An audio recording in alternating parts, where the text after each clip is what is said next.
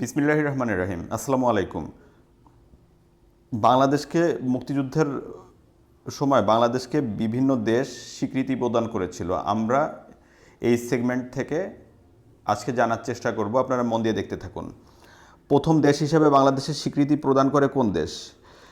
প্রথম দেশ হিসেবে বাংলাদেশকে স্বীকৃতি প্রদান করে হচ্ছে ভারত, 6 ডিসেম্বর 1971 সালে। দ্বিতীয় দেশ হিসেবে বাংলাদেশকে স্বীকৃতি প্রদান করে হচ্ছে ভুটান, এটা হচ্ছে 7 ডিসেম্বর 1971 সাল।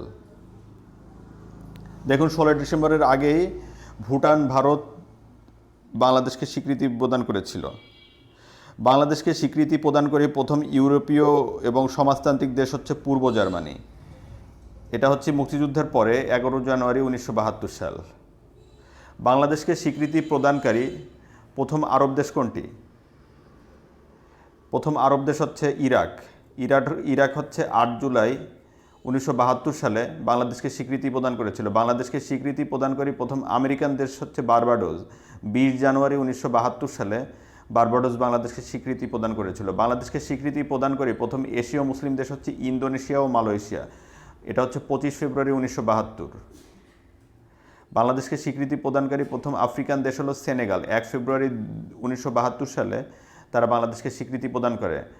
জাপান বাংলাদেশকে স্বীকৃতি দেয় হচ্ছে 10 ফেব্রুয়ারি 1972 সালে জাপান বাংলাদেশকে স্বীকৃতি প্রদান করে। চীন বাংলাদেশকে স্বীকৃতি দেয় হচ্ছে 31 আগস্ট 1975 সালে। ধন্যবাদ ভিউয়ার্স, আজকের ভিডিওটি এ পর্যন্তই।